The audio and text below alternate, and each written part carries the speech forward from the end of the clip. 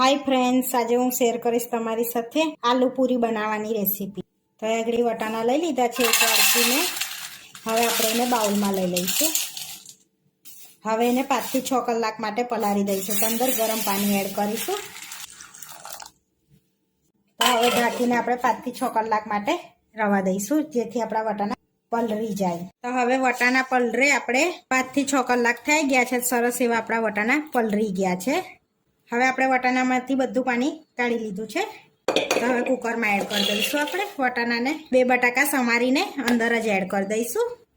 हवे एनी अंदर आपणे 1.5 ग्लास पाणी एड करीशुं, बीजो अर्धो ग्लास।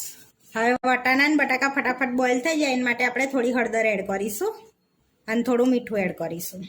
हवे मिक्स करी लईशुं। हवे कुकरने ढांकी दईशुं अने 4 થી 5 विसल वगाड़ी लईशुं। आपणे हवे आपणे वटाणा बफाय छे त्यां सुधीने आपणे कोकमनी चटणी बनावी लईशुं।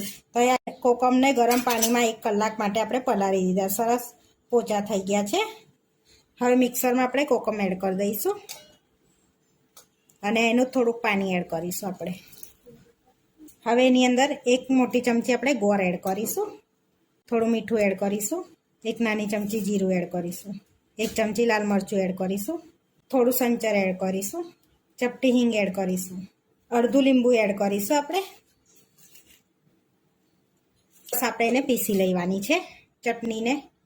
तो हवे आपणे चटनी पीसाई गई छे तो चेक करी लईशुं। तो सरस आपणे कोकमनी चटनी पीसाई गई छे। हवे बाउलमां काढी लईशुं एने। आपणे कोकमनी चटनी रेडी थई गई छे। हवे आपणे ग्रीन चटनी बनावी लईशुं। या ग्रीन चटनी बनाववा डाळी संगात आपणे धाना लई लीधा छे। अहींया तीखा लीला मरचा लीधा छे 2 नंग, 1 લીંબુ नितारी लईशुं। आपणे हवे एनी अंदर थोडुंक स्वाद प्रमाणे मीठुं एड करीशुं, थोडुं संचर एड करीशुं जेथी स्वाद सारो आवे ग्रीन चटनीमां। अर्धी चमची जीरुं एड करीशुं आपणे अने थोडुंक ठंडु पाणी एड करीशुं।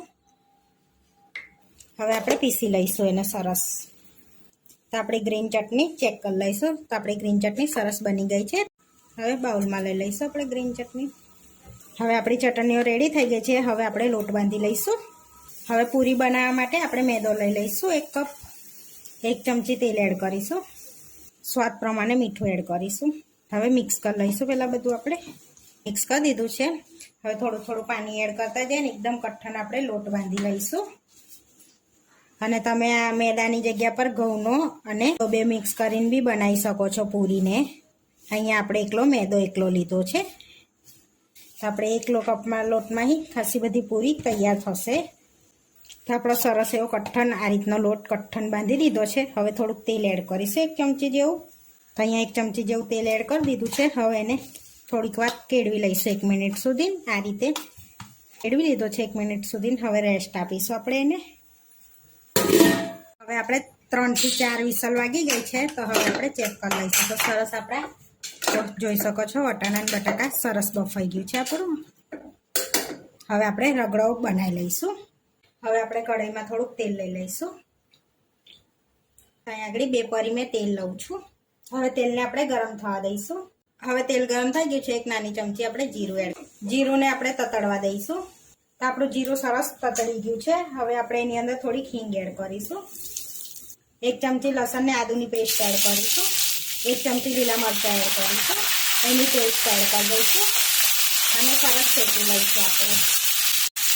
આપણું બધું સરસ શેકાઈ ગયું છે। હવે 1 ઝીણી કટ કરેલી ડુંગળી એડ કરીશું। હવે એને બી સરસ એવું શેકી લઈશું આપણે। 2 મિનિટ સુધી આપણે ડુંગળીને શેકાવા દઈશું। એ થોડીક શેકાઈ ગઈ છે। હવે ટામેટું એડ કરીશું આપણે। સરસ ટામેટું ડુંગળી સોફ્ટ થઈ જાય ત્યાં સુધી આપણે શેકાવા દઈશું અને થોડુંક મીઠું એડ કરીશું એટલે ફટાફટ કૂક થઈ જશે। તમે ડુંગળી ટામેટું ના ખાવું હોય તો સ્કીપ બી કરી શકો છો। તો બધું આપણે ટામેટા અને ડુંગળી શેકાઈ ગયું છે। હવે આપણે મસાલા કરીશું। અંદર થોડીક હળદર એડ કરીશું, 1 ચમચી તીખું મરચું એડ કરીશું, 1 ચમચી ધાણા જીરું પાવડર એડ કરીશું, 1 નાની ચમચી ગરમ મસાલો એડ કરીશું અને મિક્સ કરી લઈશું। તો આ મસાલા આમાં એડ કરવાથી સરસ ટેસ્ટ આવે છે રગડામાં। તો શેકાઈ ગયું છે। હવે જે રગડો ને બટાકા આપણે બાફ્યા હતા ને એ અંદર એડ કરી દઈશું અને મિક્સ કરી લઈશું। આપણે બધું સરસ એ રીતે મિક્સ કરી લેવાનું છે। સ્વાદ પ્રમાણે મીઠું એડ કરીશું અહીંયા આગળ, કારણ કે આગળ આપણે રગડામાં ને એમાં એડ કરેલું જ છે મીઠું બાફતી વખતે અને મસાલામાં એડ કર્યું હતું. હવે થોડુંક પાણી એડ કરીશું અને સરસ રગડાને આપણે ઠીક થવા દઈશું, જેથી મસાલો બી અંદર મિક્સ થઈ જશે એ રીતનું આપણે ઠીક થવા દઈશું. ઉકળવા દઈશું 5 થી 7 મિનિટ સુધી.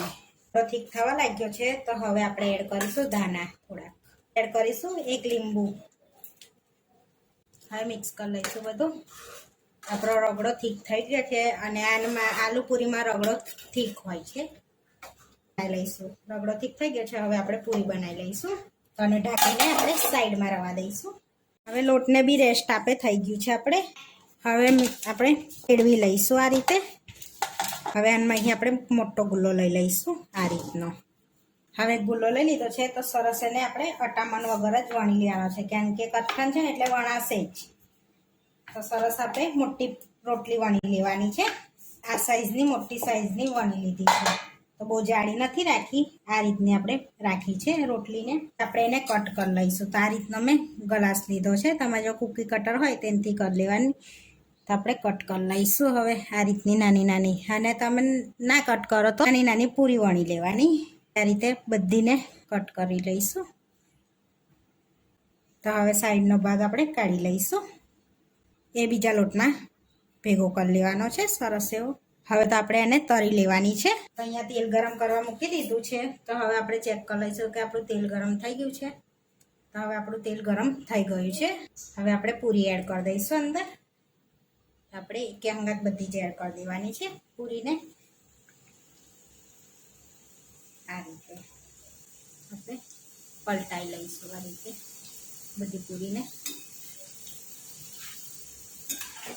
છે ને વ્હાઈટ જ હોય છે એટલે આપણે બહુ પૂરીને તરાવા નથી દેવાની. હવે આ રીતની વ્હાઈટ ને વ્હાઈટ જ આપણે કાઢી લઈશું પ્લેટમાં. હવે પૂરીને આપણે પ્લેટમાં લઈ લઈશું અને આ રીતે બધી આપણે તરી લેવાની છે.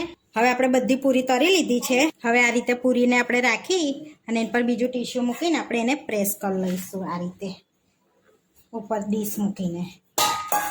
પ્રેસ કરવાથી આપણી આ પૂરી એકદમ ફ્લેટ હોય છે, એટલા માટે આપણે પ્રેસ કરી લેવાની આ રીતની. તો આપણે બધી પૂરીને ફ્લેટ કરી લીધી છે આ રીતે. હવે આપણે સર્વ કરી લેવાની છે. અહીંયા મેં પ્લેટ લઈ લીધી છે. હવે પ્લેટમાં આપણે પૂરી લઈ લઈશું આ રીતે. ગોઠવી લઈશું આ રીતની પૂરી. હવે આપણે રગડો એડ કરીશું પૂરી પર આ રીતે.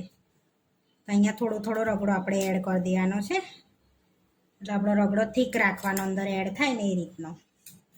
હવે ગ્રીન ચટણી એડ કરીશું એના પર. તો થોડી થોડી આપણે ગ્રીન ચટણી એડ કરવાની. તો અહીંયા તીખી છે ને એટલે માપની એડ કરવાની. હવે કોકમની ચટણી એડ કરીશું. તો થોડી થોડી આપણે કોકમની ચટણી એડ કરવાની છે.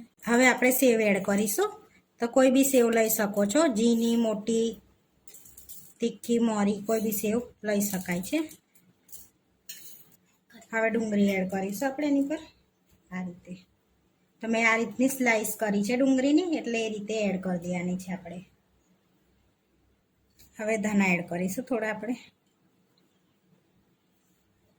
હવે ચાટ મસાલો સ્પ્રિંકલ કરીશું, જેથી ટેસ્ટ સારો આવશે આલુપૂરીમાં. ઉપરથી ચાટ મસાલો સ્પ્રિંકલ કર્યા પછી સુરતની ફેમસ આલુપૂરી બનીને રેડી થઈ ગઈ છે. આવા વિડીયો જોવા માટે મારી ચેનલને સબસ્ક્રાઈબ કરો, લાઈક કરો અને શેર કરો. અને તમે જરૂરથી ટ્રાય કરો. ફરી મળીશું નવા વિડીયોમાં અને કોમેન્ટ કરીને જરૂરથી જણાવજો કે તમને આ મારી રેસીપી કેવી લાગી.